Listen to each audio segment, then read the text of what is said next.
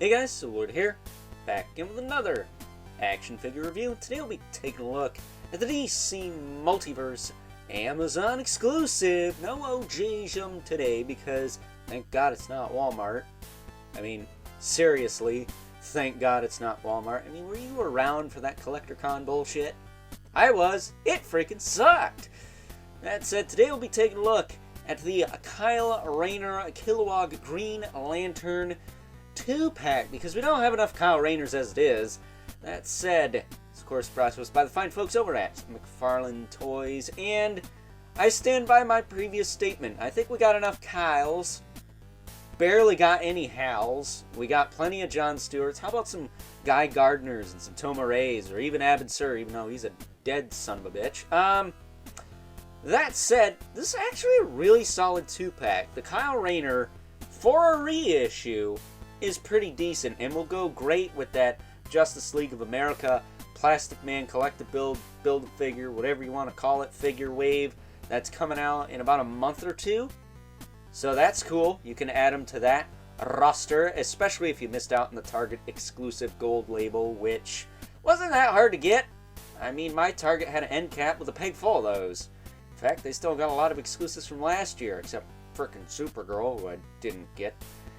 Damn it all. And as far as Killowag goes, compared to the Doomsday from the Doomsday Superman 2-pack, this Killowag is pretty gangbusters. I like this figure quite a bit. He is definitely a bussin' release.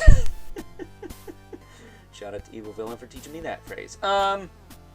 So, before we get too far ahead of ourselves, why don't we cut right to the chase and get into the meat and taters of this review and take a look-see at all the accessories that comes in this 2-pack, because yes, it does come with some accessories. Starting off with the Kyle Rayner, he has an alternate right hand, meant for holding the extra sword he comes with, which is very interesting because the left hand does not appear to pop off, at least not without some heat, and then this hand has been retooled to pop off along with the fist he's already sporting there, so that's nice. They didn't make it a pain in the patootie to do that. We also have the Green Lantern, because you need a Green Lantern for a Green Lantern. It's just obvious.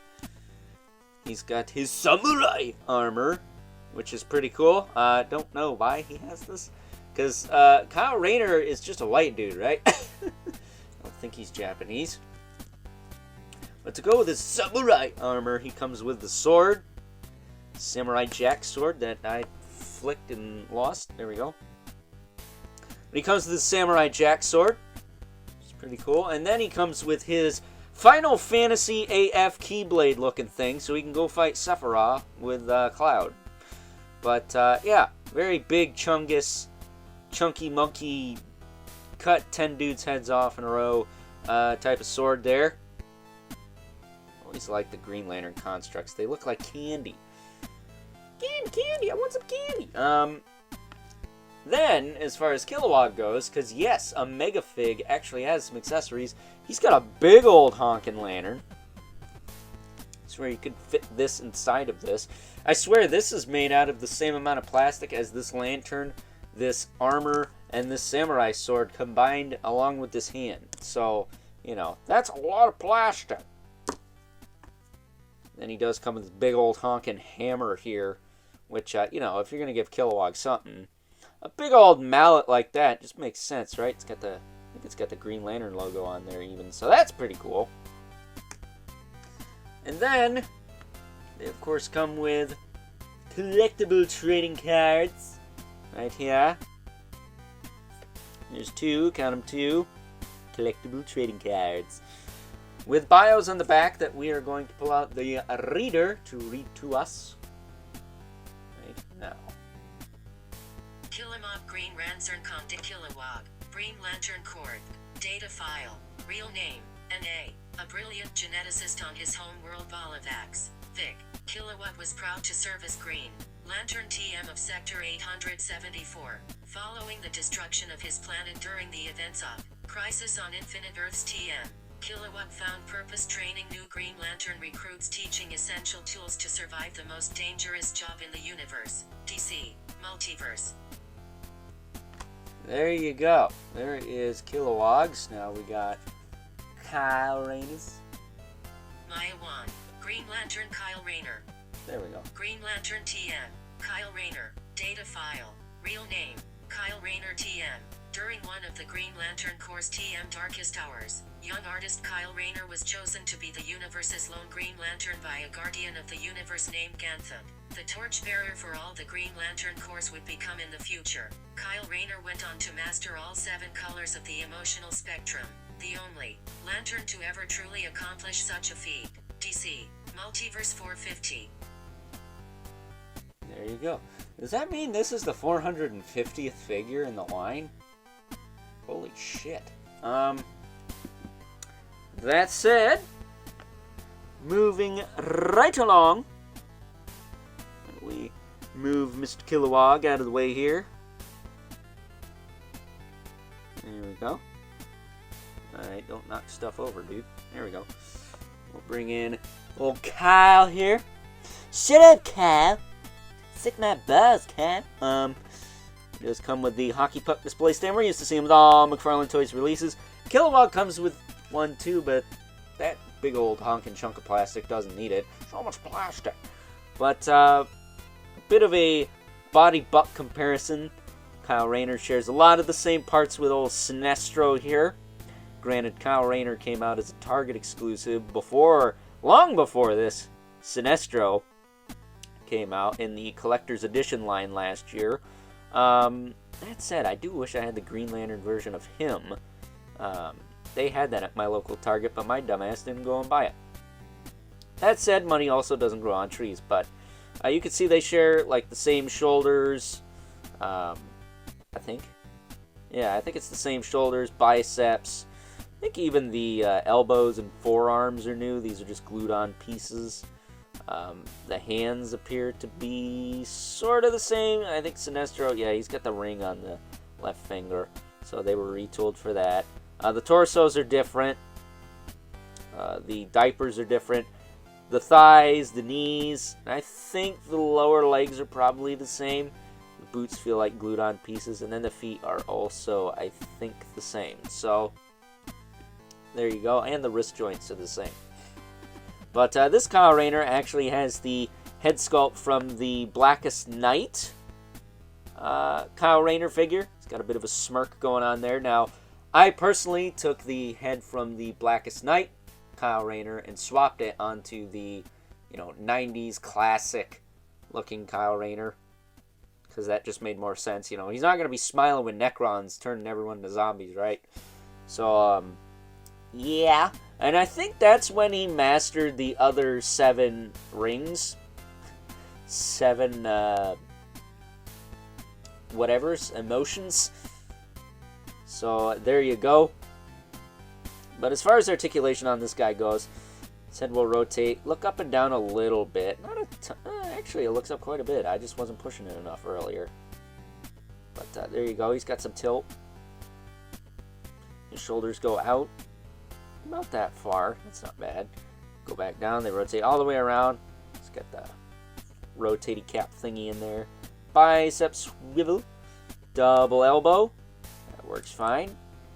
He's got ball hinge wrists. It will rotate and rotate. And just to show you here, the hand pops off really easy.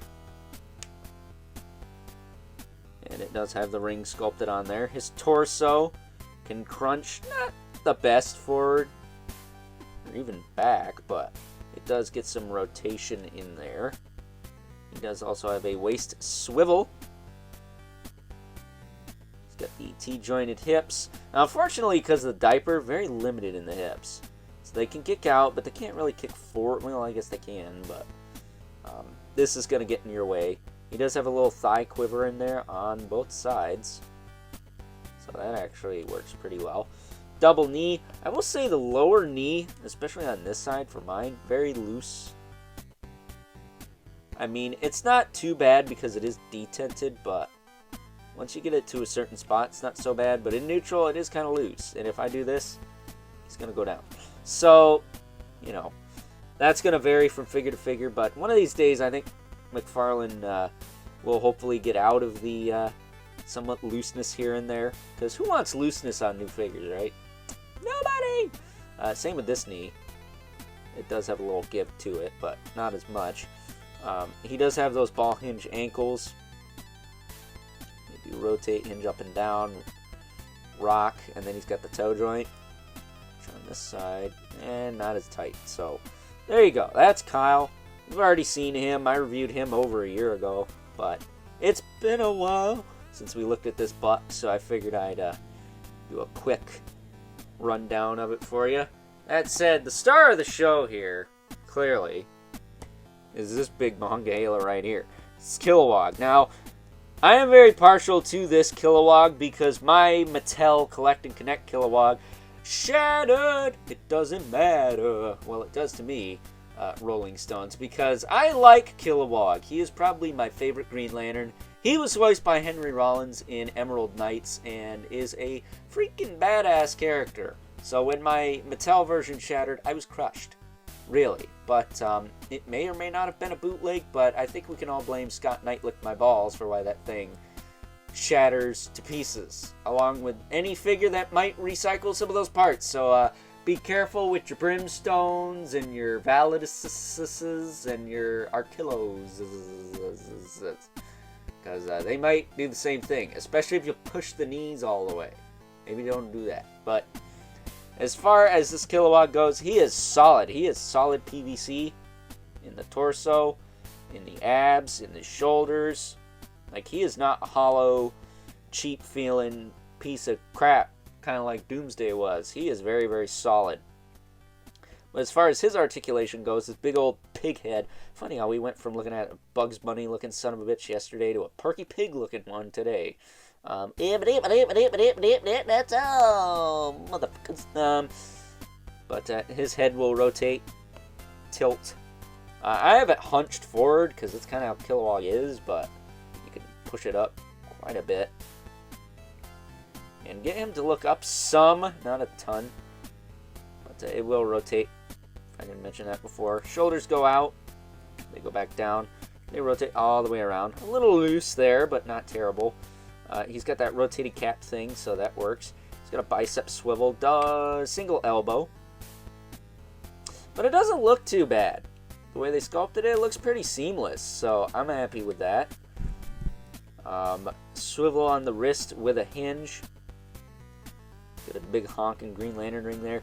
Now the torso, I did my torso peg swap. I popped it out, flipped it around, put it back in, and it's a little better. But he does rotate. You can do all kinds of hula hoop action here. And then he can crunch forward about that far, back about that far. But you do want to find that sweet spot there, so it's nice and tight, which can be easier said than done sometimes. He does have a nice tight waist swivel with ball joint that leans forward and back. The hips will kick out as far as the diaper will allow, not the tightest joints there, but not super loose. They will kick forward and back as well. They do have a generous thigh cut, as much as the diaper will allow. He has double knees, ironically, and they are unfortunately plagued with the cliffs of Dover. Just like Kyle Rayner's joints, which I didn't mention. He doesn't have ball hinge ankles, though, but he does have the nice, tight, clicky ankle hinges with the rocker. A little steep on the rocker, but it gets the job done. And then he does have nice, tight toe joints on both sides. So there you go. That is your Killowag for you, Lottie. So, very cool figure. I think he's awesome. A little loose here and there, but nothing I can't deal with. So, yeah, if I could just get this torso to...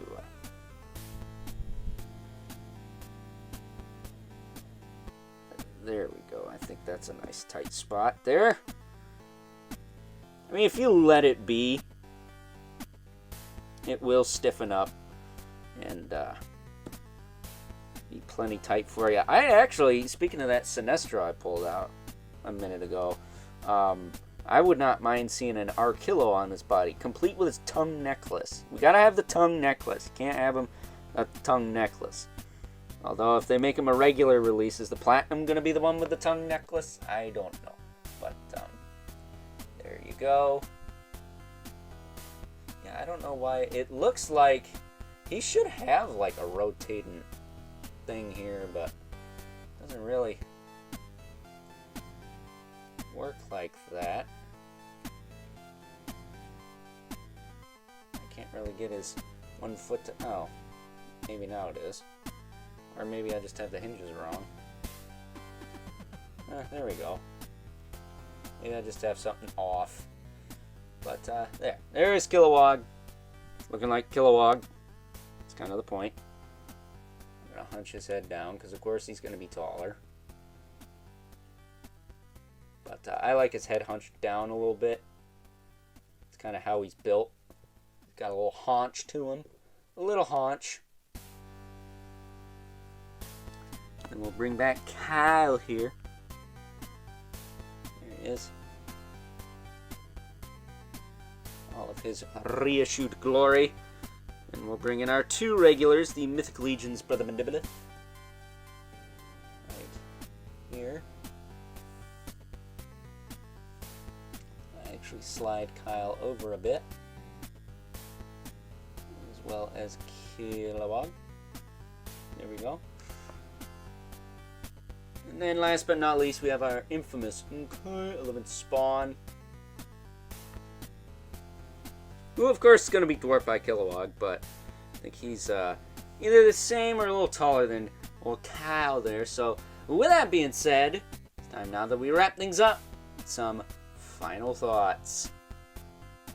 Overall, and aside from the typical loose joints we are used to seeing with a lot of McFarlane Toys releases nowadays, hopefully one day that will come to an end, right?